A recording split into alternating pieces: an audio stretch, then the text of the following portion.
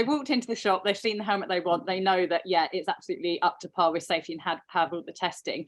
Right at the beginning, you obviously mentioned fitting. So when they're putting on a helmet, obviously being in the shop, they're going to hopefully have someone there that can help them. But what do they want to be looking out for when they are actually fitting a helmet? Cool. Yeah.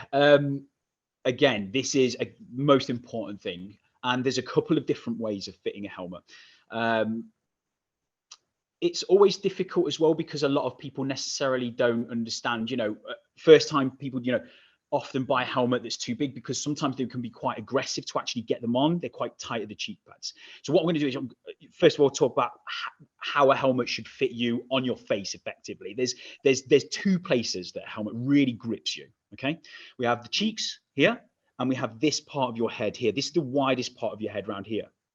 Now, a lot of new consumers, when they go into a shop, they get to helmet to about here, and they try and put it on there and they go, oh, that's a bit tight.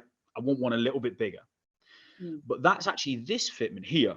What's much more important is this fitment here, because if we have an impact, we need the helmet touching us really, really comfortably so that the head itself, we are not impacting the EPS liner, but actually the EPS liner can compress if we need it to. So this is your most important fitment. These in general can be changed, or at least will compress in for different brands. I also personally recommend that a customer puts on a helmet from the back part of their head. So if I turn my head to the side, if you put your helmet on this way, this is the narrowest part of your head.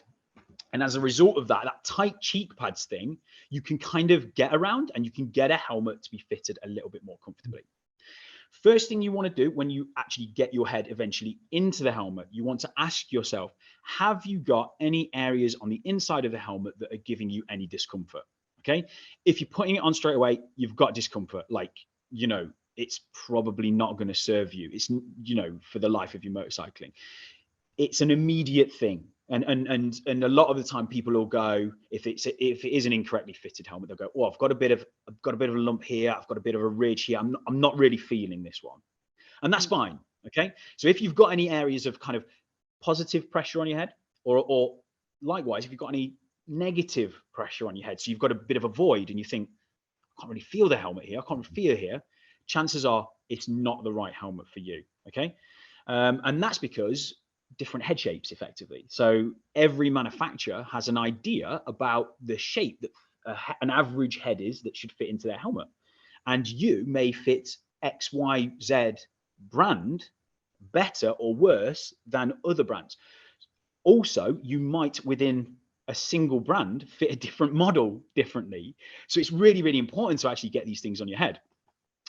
Once you've kind of confirmed with the guy that the person in the shop that you're working with, that you've got no positive or negative pressure, then we can have a really good look at how the helmet fits you. Now, like I say, there's two ways that I really like to do this. The first way, really, really simple. We pop the helmet onto the head. I would then hold. I've got a helmet here. I'm going to give it a go while you're doing it. Make sure that it's fitting. Absolutely. Right. Put this on. Take the gloves out. Don't want to lose them. Pop the hair back. Fun one for the girls. Ooh. Okay. Beautiful. How do you feel? Can you hear me? Yeah. Yeah. Okay, so first of all, have you got any areas on the inside of the helmet that are giving you any positive or negative pressure on the inside? No, I can feel it sort of hugging all of my head. And like you were saying about the cheeks, that it's a bit hamster-like, but it's good. It's not uncomfortable. Yeah. Absolutely, absolutely. One thing that I can see with you wearing this helmet that somebody going into a shop wouldn't be able to see themselves is that your eyes are very central in the aperture. So if this is the space that we've got to look through, your eyes aren't here. They're also not here. They're right in the center. That means when you do your lifesaver look, you're going to get the best view from the helmet, checking for traffic. And it just means that the helmet's in the right place. So definitely on first looking at this looks like a really good fitting helmet. What I would then do is I grab the chin bar like this and hold the helmet in place. That's exactly right. And I would ask you to move your head side to side like this and up and down like this. And what you want to make sure is that your head isn't sliding around on the inside of the helmet, that you're being gripped. That means that obviously in the event of an accident, it's going to stay where it needs to. So it's going to be able to absorb the energy as we need it to, which is brilliant. So just upon you actually grabbing that helmet, looks like a really, really good fit for me. What I would say is obviously you've got quite long, glossy hair. Now that is going to play into that factor. So you probably are going to get a little bit more up down movement like this than I am. Probably because I've got so much product in my hair, but also I haven't got that long glossy hair, because it effectively creates a slip plane. The most important thing we're looking for when you've got that helmet on, you moving your head around, is no excessive movement within the helmet.